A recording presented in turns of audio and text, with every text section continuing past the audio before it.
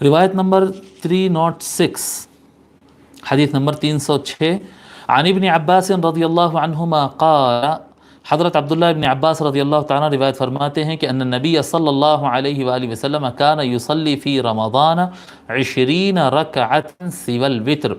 حضرت عبداللہ ابن عباس رضی اللہ عنہما روایت فرماتے ہیں کہ نبی اکرم صلی اللہ علیہ وآلہ وسلم رمضان میں وتر کے علاوہ 20 رکعت پڑھا کرتے تھے۔ حضور صلی اللہ علیہ وآلہ وسلم وتر کے علاوہ 20 رکعت پڑھتے تھے۔ رواہ ابن ابی شیبہ وابن حمید والبیہقی والطبرانی واللفظ لہ، یہ سارے ائمہ ابن ابی شیبہ، ابن حمید اور بیہقی اور طبرانی نے اس سے روایت کیا۔ ابن حمید نہیں ہے یہاں پر، ابن حمید، کتب کے میدان میں جائیں، کتاب کا نام ہے مسند عبد بن حمید، مسند عبد بن حمید، مسند عبد بن حمید، ٹھیک ہے۔ آتھر کا نام ہے صاحب ابو محمد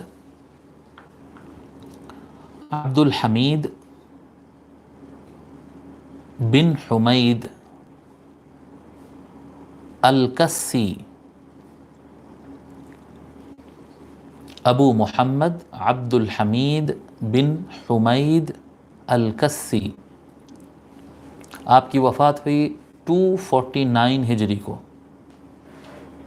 249 ہجری، 249 ہجری کو آپ کا انتقال ہوا، اور اس کتاب میں احادیث شریفہ کی تعداد ہے 1594، 1594،